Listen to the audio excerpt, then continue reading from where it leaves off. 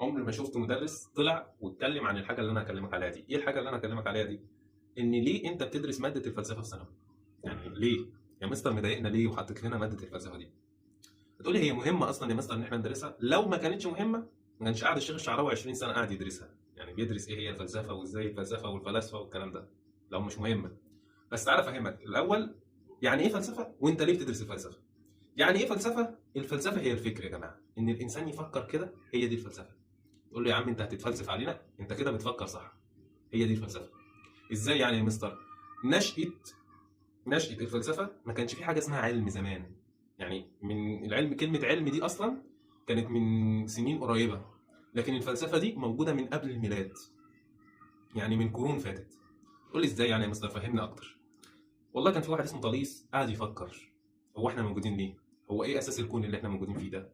هو الشمس دي بتطلع ازاي وبتروح ازاي؟ قاعد يسال نفسه عده تساؤلات. قال لي جميل قوي. بعد ما سال نفسه عده التساؤلات دي بيدور على اجوبه، فقعد يفكر يفكر يفكر لغايه ما وصل لاجابات معينه، ومنها يسال ناس تانية، ويجي تلاميذه يحطوا تساؤلات تانية وافكار تانية وهكذا وهكذا وهكذا لغايه ما وصلنا للعلم اللي احنا فيه دلوقتي.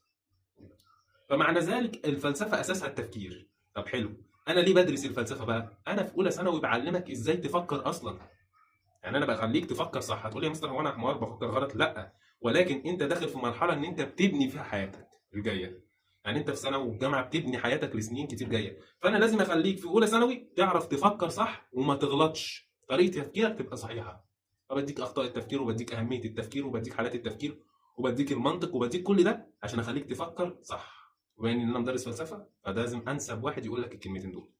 والسلام عليكم ورحمه الله.